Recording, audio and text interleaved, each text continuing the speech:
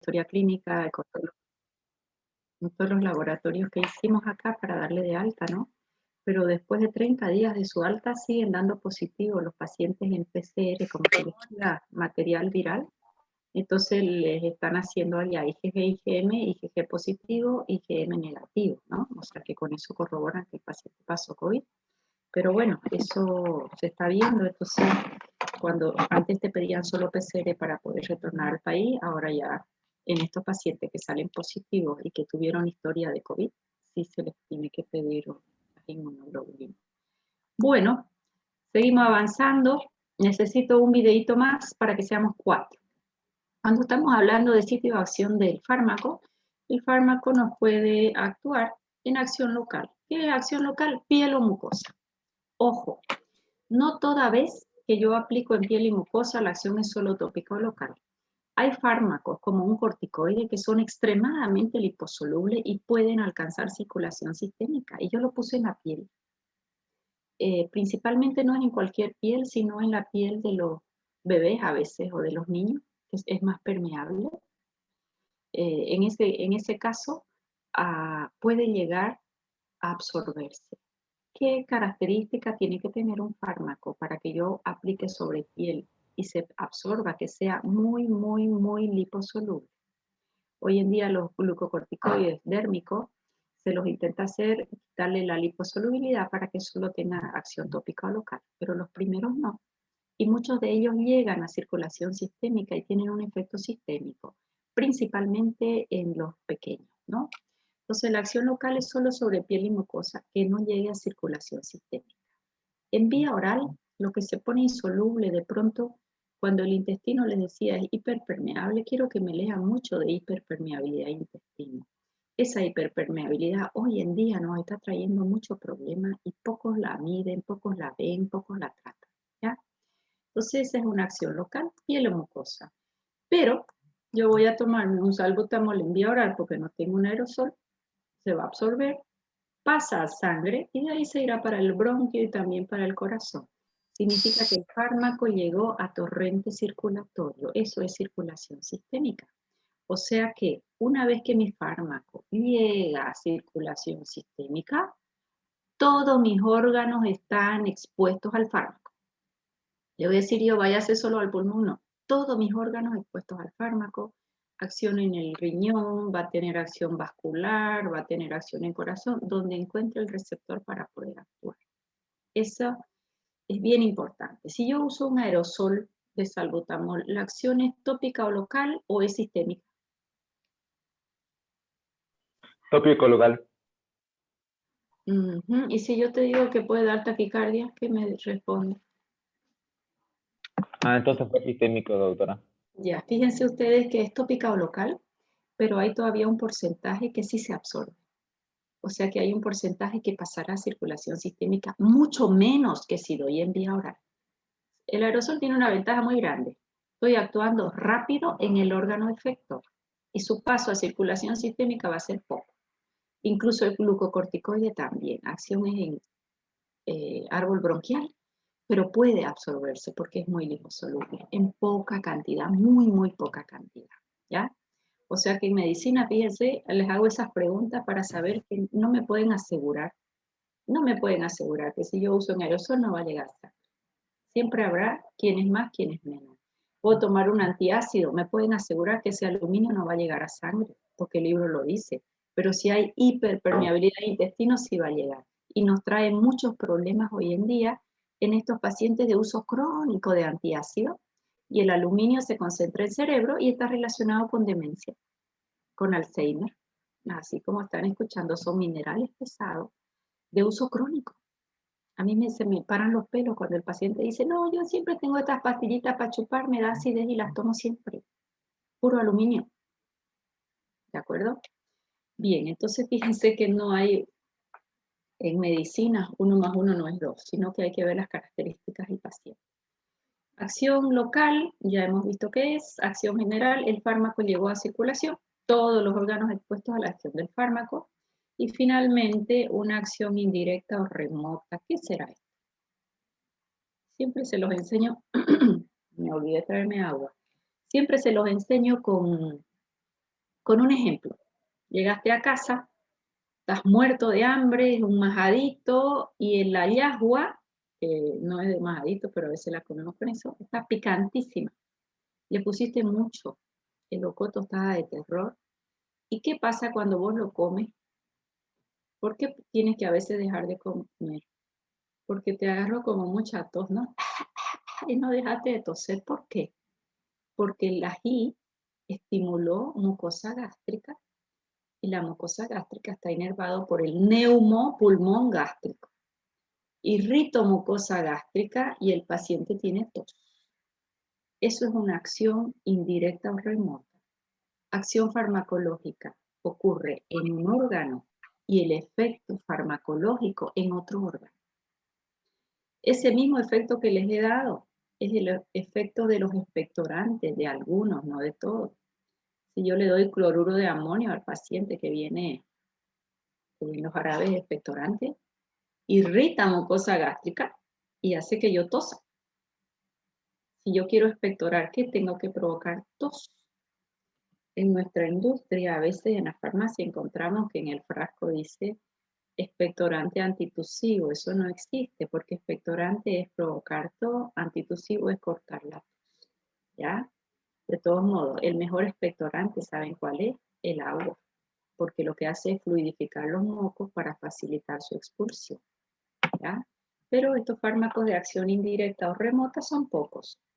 El mecanismo de acción en un órgano como es el estómago, que yo lo irrite, y el efecto farmacológico en otro órgano como es el pulmón y va a provocar tos, ¿de acuerdo?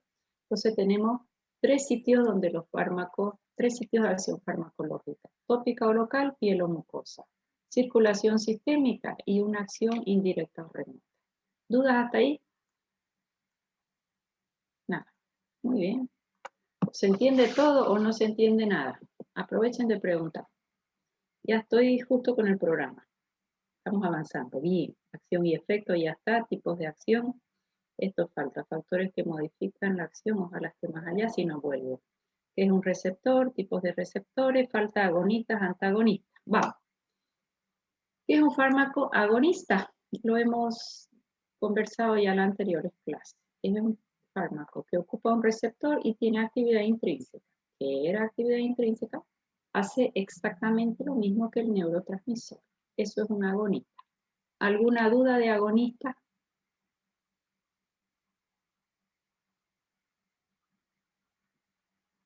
¿Nada? Agonista, ¿qué es? Dos características. Una, ocupa el receptor. El antagonista también ocupa un receptor. Y el número dos es que tiene actividad intrínseca. ¿Qué significaba? Activa el receptor. Hace lo mismo que el neurotransmisor. ¿Qué es un antagonista? Ocupa el receptor, también tiene dos características. Uno, ocupa el receptor. Y el número dos, no tiene actividad intrínseca. Ocupa el receptor, ¿para qué? Para que el neurotransmisor no actúe. Eso es un antagonista. Vamos a ver si se entendió. Voy a dar un example. Quiz example. ¿Qué es un ejemplo? ¿Qué es un example? Es un ejemplo. Vamos a ver. Salbutamol. Díganme el mecanismo de acción. Rápidamente. Mecanismo de acción. Agonista Agonista sobre beta adrenérgico. ¿Y Tipo qué 2. significa agonista? Agonista adrenérgico primero del sistema beta 2 mayor a beta 1. ¿Ok? Presenta afinidad a estos receptores. Y hace lo mismo que la noradrenalina. ¿Y qué hacía la noradrenalina en beta 2? Estimulaba. ¿Qué hace en beta 2 la adrenalina? Alfa estimula y beta inhibe, relaja el músculo liso del bronquio, excepto en corazón donde hay una estimulación, ¿cierto? Ya, y si yo les digo propanolol,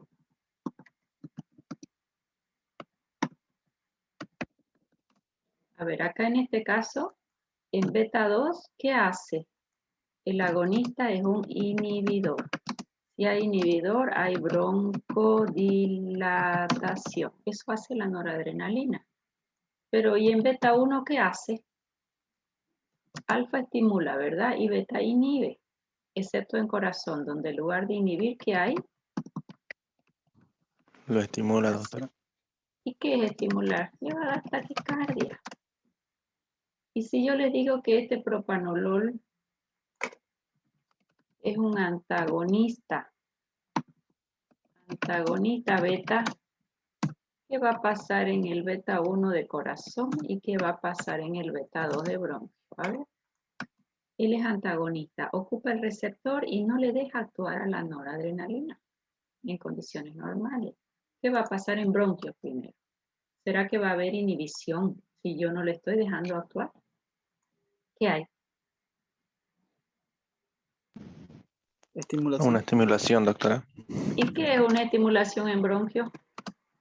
Broncoconstricción. ¿Le puedes dar a un asmático un beta bloqueante? No, doctora. Y si yo les digo que sí, no se le debe dar, pero hay nuevos beta bloqueantes que en beta 2 son agonistas, ya los vamos a estudiar. Pero por regla general decimos no dar un beta bloqueante a un paciente asmático. Sin embargo, hay un nuevo grupo de beta bloqueantes que bloquea beta 1, que es lo que yo quiero, pero es agonista beta 2. Ya lo vamos a mirar. ¿Ok? Y en beta 1, ¿qué hacían los agonistas? Estimula el Estimula. corazón. Y si yo le bloqueo el receptor porque el fármaco es antagonista, ¿hay estimulación o inhibición? Hay una Inhibición. inhibición provocando bradicardia. Ok, inhibición ya no sé cómo se escribe, inhibición, ok. ¿Y para qué lo usaría si disminuye las 4 propiedades cardíacas? Disminuir la frecuencia cardíaca. Taquiarritmias, perfecto. Es un antiarrítmico para taquiarritmias, no para bradi, ¿ya?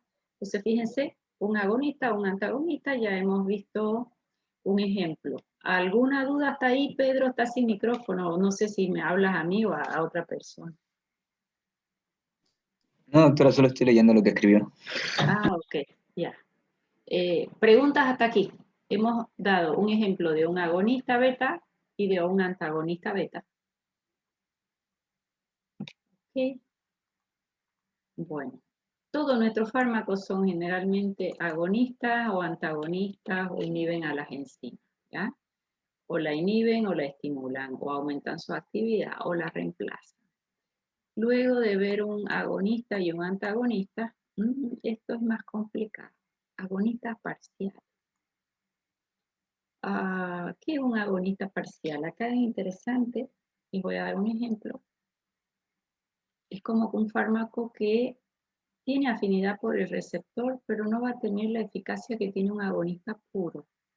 Y cuando se combina con otro fármaco, el agonista puede actuar como antagonista. Ejemplo, tenemos un paciente con un cáncer y se le ha dado hipnoanalgésico morfina, ¿ok? O pentazocina. Esa pentazocina es un derivado de morfina. Entonces, hipnoanalgésico quita el dolor y da cierto grado de euforia y bienestar. No le calma el dolor con la pentazocina que has dado, pese a que él ya no tiene techo, o sea que puede ir subiendo dosis, pero a alguien se le ocurre y dice, a esa pentazocina le vamos a aumentar morfina para que realmente le quite el dolor. Con pentazocina del 1 al 10 le duele 6 y le ponen morfina y le duele 10. ¿Por qué? Porque la pentazocina, cuando ella actúa sola, es un agonista parcial. Pero si damos morfina, que tiene el mismo mecanismo de acción, la pentazocina bloquea el receptor MU y ninguno de los dos fármacos actúa. ¿De acuerdo? Eso viene a ser un agonista parcial. A ver, tengo aquí alguna pregunta en el chat. ¿Puede repetir los agonistas? Dice, ok, ahora los repetimos todos. Perfecto. Entonces, en agonistas parciales hay pocos fármacos, más que todos los vemos en hipnoanalgésicos. Pero un comportamiento difiere de un agonista puro que siempre va a ser agonista. Este va a ser agonista mientras esté solo. Lo acompaño con alguien y puede bloquearle los receptores y ser un antagonista. Por eso se llaman agonistas parciales. Bien. Acá me piden que volvamos un poquito a los conceptos. Cuando yo digo un fármaco agonista, esto bien entendido ahora, lo podemos repetir muchas veces, porque todo lo que vamos a avanzar son agonistas o antagonistas en un 80%. Si yo digo agonista, ¿agonista de quién? Adrenérgico, muscarínico, colinérgico, de sistemas naturales. Un fármaco agonista tiene dos características. Ocupa el receptor, o sea que no se inventa un receptor, sino que va a ocupar el receptor de nuestros propios neurotransmisores. Por ejemplo, el salbutamol, ¿a quién le va a usar su neurotransmisor? Al sistema simpático, a la noradrenalina. Le va a ocupar su receptor, que es el beta 2. Si yo no tomé ningún fármaco ahorita y yo no tengo broncoespasmo, porque pasa por ahí mi noradrenalina y va activando el receptor beta 2 y tengo cierto grado de broncodilatación y no me cuesta respirar. Situación normal, no hay patología. ¿Y el agonista qué va a hacer? Va a venir y va a ocupar el mismo receptor de la noradrenalina que era el beta 2. Ocupa el receptor, un receptor que ya existe para un neurotransmisor. Y luego de ocupar ese receptor, ¿qué es lo que va a hacer? Número 2, tiene actividad intrínseca. ¿Qué es actividad intrínseca? Actividad intrínseca significa que hace lo mismo que el neurotransmisor. ¿Qué hacía la noradrenalina? En receptor beta, inhibe y broncodilata. Entonces, ¿qué va a hacer un fármaco agonista? Beta 2 adrenérgico. También va a dilatar y es un broncodilatador. O sea que está mimetizando todo lo que hace mi propio neurotransmisor en condiciones normales. Eso es un agonista. Va a ocupar el receptor beta 2 y va a hacer lo mismo que la noradrenalina, va terminando broncodilatando. Pero si el fármaco es antagonista, va a ocupar el mismo receptor beta 2, sí señor, ocupa el receptor igualito que el agonista, pero, aquí está el pero, no tiene actividad intrínseca. Lo bloquea para que no actúe el neurotransmisor normal. ¿Quién era mi neurotransmisor? Adrenalina. No le deja actuar. Entonces el paciente tiene que hacer un broncoespasmo, broncoconstricción. Esto sucede más que todo en asmáticos, pero si yo no soy asmático, ni lo siento ese efecto. No es que me va a hacer una broncoconstricción. Son predisposiciones genéticas. ¿Ya? Soy normal, no soy asmática, me tomo un propanolol, me va a bajar presión y frecuencia cardíaca y no me va a hacer broncoespasmo. En algunos pacientes hace un poco de tos, pero si fuera yo asmática sí me lo va a hacer. ¿De acuerdo? O sea que fíjense que todo es relativo. Alguien me preguntó, acá en el chat, me lo preguntó Gerson. Gerson, dudas. ¿Se entendió? Repetimos, Kant. Cualquiera. ¿Sí? ¿Quedó mejor? ¿Alguien más? Disculpe, doctora, los agonistas parciales, ¿en qué se usarían? O así como un ejemplo. Son muy pocos los agonistas parciales. Más que todo hay que cuidar las interacciones, más que su uso. Más que su uso hay que tener precaución en interacción. De no combinarlos con otros fármacos, porque ahí dejarían de ser agonistas y pasarían a ser antagonistas. ¿Sí? Vale, doctora. Ya, preguntas los demás. Estos conceptos clarísimos. Me tienen que estudiar bien qué es acción farmacológica, qué es efecto, qué tipos de acción farmacológica, dónde están los receptores, qué tipo de receptores hay, qué es un fármaco agonista, qué es un fármaco antagonista. Esto es la base porque después vamos a decir directo agonista, vamos a decir esta acción farmacológica es tal, este efecto es tal. ¿Ya? O sea que estoy cimentando conceptos que no es que los voy a preguntar en examen. Ahora sí, digamos, pues lo estamos avanzando, sino que lo voy a usar en todo el año. Entonces yo tengo que saber bien lo que significa, ¿ya? Borramos. Listo. Ya, aquí más bonitos los ejemplos. Está más claro. Fíjense que el fármaco agonista, las barras de navegación no me dejan ver nada. Este es un fármaco agonista. Aquí está el receptor. Es una proteína inserta en ¿qué era esto? ¿Qué es esto? La bicapa. membrana lipídica Fosfolipídica. de todas mis células. Y este receptor es una macromolécula inserta en la doble membrana lipídica, ¿de acuerdo? Entonces, fíjense ustedes que este es mi fármaco. ¿Qué significa agonista? Va a venir y ocupa el receptor. ¿Va a crear un receptor? No, va a ocupar uno que ya está. En nuestro caso, hagamos de cuenta que este era el receptor beta 2. ¿Quién usaba el receptor beta 2 siempre? El La salbutamol. noradrenalina. La noradrenalina. O sea que el agonista viene y le va a ocupar su receptor a la noradrenalina. Este es un salbutamol y va a venir acá. Y se forma ya el complejo del fármaco con un receptor encaja perfecto. Activa y ya tengo el efecto. Fíjense ustedes que esto de aquí es lo que tiene que encajar. Este es un fármaco y este es otro fármaco. Puede ser un salbutamol, puede ser una terbutalina, que es del mismo grupo, formoterol, salmeterol, bamboterol. Ocupa el receptor y lo activa. Punto. Eso es un agonista. ¿Qué está usando? Un receptor que ya existe en mi cuerpo. El agonista va a hacer lo mismo que el neurotransmisor. Va a tener actividad intrínseca. Estoy subiendo estas barras de navegación y no me deja. Okay. Acá tengo lo mismo ya. Ahora fíjense en este gráfico. Acá viene y encaja perfectamente.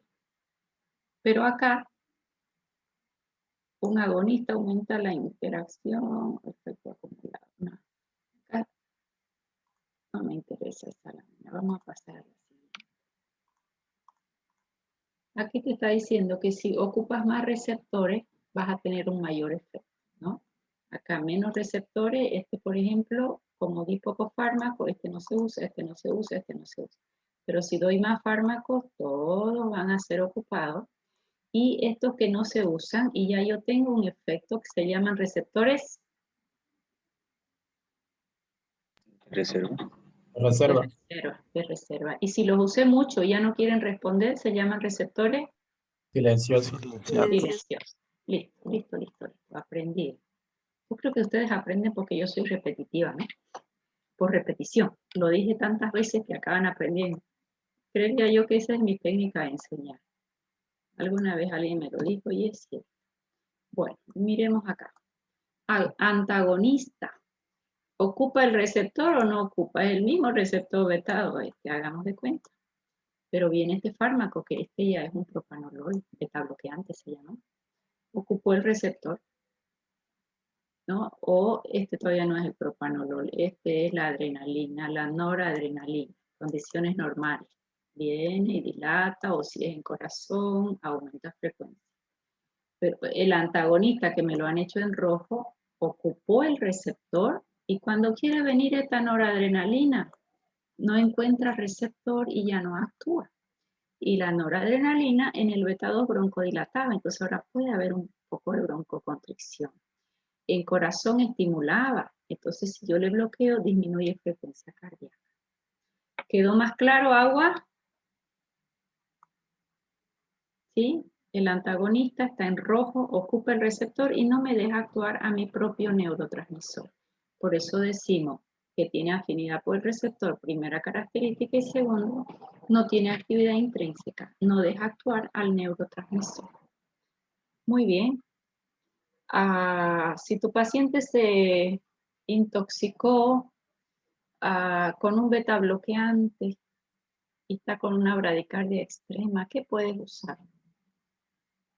Hagamos de cuenta que se te intoxicó y está con bradicardia. Se tomó como 4 o 5 propanolol porque se equivocó, tenía Alzheimer y se lo tomó muchas veces. Está bradicárdico y está bloqueado su receptor beta 2. ¿Qué puedes hacer? Beta 1. Un agonista, doctora. Sí, le das un salbutamol. Le das un salbutamol y ellos van a empezar a pelear por el receptor. ¿Quién gana? El que está en mayor dosis. Esos son los antídotos cuando se puede usar el mismo receptor. No todos los antídotos actúan sobre el mismo receptor. Hay fármacos depresores, entonces le voy a dar estimulantes que pueden actuar en otros receptores. Pero hay otros que pueden actuar sobre el mismo receptor. en ese caso doy mayores dosis, quien gana es el que esté en mayor dosis. ¿Quedó mejor?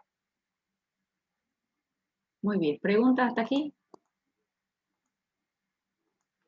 Ok, bueno, vamos avanzando. ¿Qué es una dosis? ¿Qué cantidad de fármaco se administra para lograr un efecto determinado? Eso es dosis. ¿Qué cantidad estoy usando para tener un efecto? Pero hay muchos tipos de dosis. Ya, aquí las hemos clasificado y las vamos a ir viendo una por una. ¿Qué es una dosis subóptima? Yo doy esa cantidad de fármaco y no produce ningún efecto. Y aquí voy a hacerme una curvita en que algo ya les he hablado, abscisas y ordenadas. Esta dosis de acá, que hagamos de cuenta que era 100 miligramos, sería, me estoy inventando un fármaco, dosis mínima efectiva. Acá, en lugar de 100, este fármaco puedo dar hasta 500 miligramos. Va a ser una dosis con mayúscula máxima tolerada, hasta ahí. Esto de acá, entre lo mínimo y lo máximo, se llama franja terapéutica. Yo me puedo mover entre el mínimo y el máximo, franja terapéutica. De lo mínimo hacia abajo es una dosis subterapéutica. De lo máximo hacia arriba es una dosis que puedo entrar ya en toxicidad, que me puede generar más toxicidad, aunque a dosis usual el fármaco puede tener su toxicidad. Y la dosis que mata ya es una dosis mortal. O sea que aquí lo que yo voy a concentrarme es dosis mínima efectiva y moverme entre lo mínimo y lo máximo. Por ejemplo, si yo les preguntara, ¿cuánto es la dosis mínima de un enalapril para que sea efectiva? Como antihipertensivo, él inhibe a la enzima convertidora de angiotensina para que no se forme angiotensina 2, que es un poderoso vasoconstrictor y sube presión. Yo la bloqueo para que la presión baje. Si yo les pregunto, ¿cuál es la dosis mínima efectiva para que enalapril actúe? Muchos libros dicen 2.5 miligramos, la mayoría dice 5. O sea que si doy menos de 5, es muy probable que no tenga ningún efecto. ¿Y cuál es lo máximo de enalapril? 40 miligramos. Si con 40 miligramos día no lograste bajar la presión de tu paciente, así de 40, 60, 80 o 100, ya no se va a lograr. Y el mecanismo de acción de la hipertensión no responde a ese fármaco. ¿De acuerdo? Entonces, si yo les digo, ¿cuál es la franja terapéutica del enalapril? ¿Qué me dicen?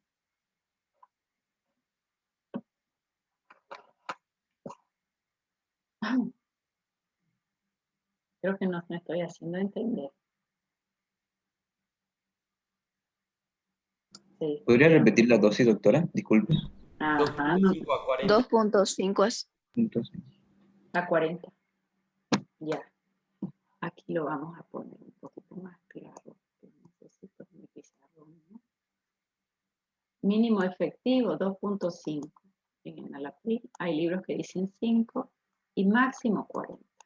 Entonces, si yo les pregunto, ¿cuál es la franja terapéutica del enalapril? Es moverse acá, desde 2.5 hasta 40. Menos de 5, no voy a conseguir ningún efecto farmacológico. Le llamamos dosis subterapéutica. Estoy dando el fármaco, pero no tengo efecto. Arriba de 40, ¿voy a conseguir más efecto? Nada, solo efectos adversos. Pero no voy a conseguir más efectividad. Si no lo logré con 40, pero bajó un poquito la presión, tienes que dar otro fármaco agregado con mecanismos de acción diferentes. ¿De acuerdo? Arriba de ella, toxicidad. Entonces, a partir de eso, con este concepto de franja terapéutica, definimos las dosis, que es la cantidad de fármaco administrada para producir un efecto farmacológico, que es una dosis subóptima, una dosis muy baja que no va a producir el efecto. Dosis mínima es la mínima cantidad de fármaco para producir el efecto farmacológico. Cuando hablo de franja, es la mínima efectiva. Pero hay una máxima, sí, que se llama la distancia entre la dosis mínima y la máxima. la franja terapéutica. La dosis. Eso es, franja terapéutica. Perfecto. La distancia entre la dosis mínima y máxima es franja terapéutica. Esta es la mínima dosis que va a tener el efecto y esta es la dosis máxima que va a tolerar el cuerpo sin producir grandes efectos adversos. La dosis terapéutica, ¿cuál va a ser? Hay pacientes que van a usar 5 miligramos de enalapril. Otro va a usar 2.5 y se controla. Otro va a usar 10, otro va a usar 20, otro va a usar 40. ¿De acuerdo? Eso va a depender de cada persona. ¿Qué es una dosis terapéutica? Es una dosis que está comprendida entre la mínima y la máxima y que va a controlar el problema de salud del paciente. Mi dosis terapéutica de enalapril puede ser 5, la de Pedro puede ser 20, la de Vinicius puede ser 40. Todo está dentro de la franja donde yo me puedo mover. Siempre debo conocer dosis mínima y dosis máxima. Si no conozco dosis mínima, puedo dar menos de lo que necesito. Si no conozco dosis máxima, sigo aumentando dosis buscando un efecto y puedo entrar en toxicidad. ¿Está clarísimo? ¿Hay variabilidad individual? Sí. ¿O todos los pacientes se controlan con 10 miligramos de enalapril? ¿Será que a todos los pacientes que les voy a dar enalapril les voy a dar 10 miligramos? No, doctora. No, doctora. No. ¿Qué tengo que hacer?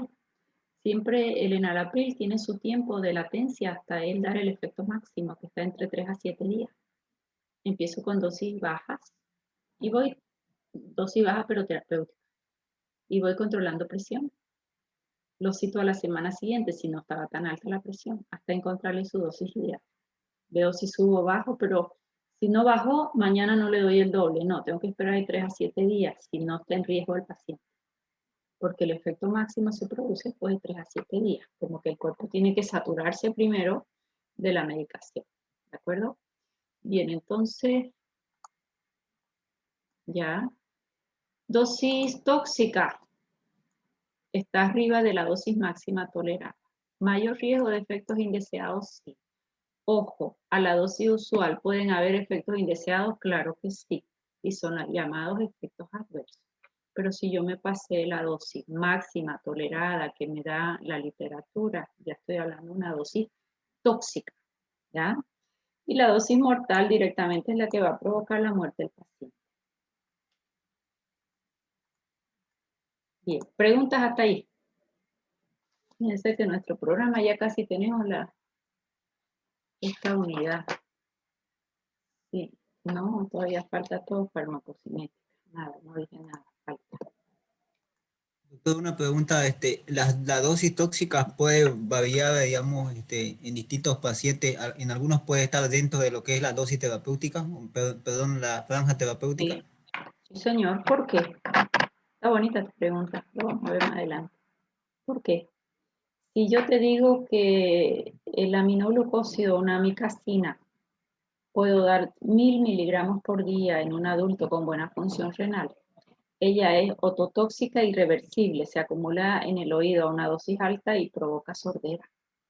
Pero de pronto esos 1000 miligramos o 15 miligramos por kilo que te da la literatura, tu paciente le das miligramos kilo, pero la función renal de él está deteriorada, está filtrando menos el riñón y hay insuficiencia renal, entonces cada que das una dosis se acumula porque el riñón no la puede sacar.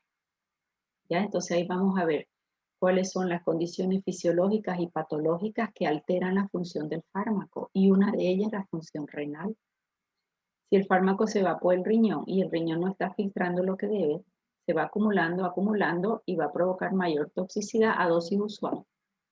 O sea que hay factores patológicos que aumentan la toxicidad, que modifican la acción del fármaco. Lo vamos a ver luego. Factores que modifican la acción del fármaco. Uno es la edad, otro es función renal, función hepática o alguna característica del paciente. ¿De acuerdo? Por ejemplo, un fármaco muy hidrosoluble, y los bebés cuando nacen tienen mayor contenido de agua que un niño y que un adulto. A ellos es más difícil intoxicarlos con fármacos hidrosolubles y ellos van a tolerar más cafeína que un adulto. Es una condición fisiológica. Nos hacemos más viejos y tenemos menos porcentaje de agua. Si un paciente tiene función renal deteriorada y el fármaco se va por ahí, con la dosis usual tú puedes provocar toxicidad. Pero entonces no le demos un fármaco que se va por función renal. Busquemos uno mejor que se elimina por el hígado. Pero si tu paciente tiene insuficiencia hepática leve, moderada o severa, va a biotransformar menos el fármaco, no lo inactiva y alcanza a dosis usual toxicidad. ¿De acuerdo? O sea que una insuficiencia hepática, una insuficiencia renal, a dosis usual pueden producir toxicidad. ¿Quedó mejor? Sí, doctora. Ya. Bueno, vamos a avanzar hasta aquí porque me quedan 3 minutos para conversar. Descartado que podamos hacer algo presencial. ¿De acuerdo? Lamentablemente, está descartadísimo porque estamos en un pico de una virosidad muy complicada. Entonces no los puedo exponer, ni nos podemos exponer nadie, porque sería una falta de criterio, ¿verdad? Por lo que estamos pasando. Propuesta. La propuesta va a ser que los días jueves como hoy, había un grupo que tenía práctica.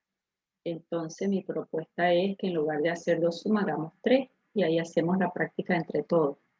Cada uno tiene que hacer su práctica, el que quiera va hablando, no va a ser personalizada porque no lo puedo hacer con los alumnos. ¿De acuerdo? Pero vamos resolviendo todas las tareas que yo voy dando y hacemos la práctica. Ahí tendríamos que hacer forma farmacéutica, ahí tendríamos que hacer acción y efecto, todas las tareas que les voy dando y los prácticos que les voy pasando. ¿De acuerdo? Eso les propongo porque no vamos a poder regresar de momento a la universidad.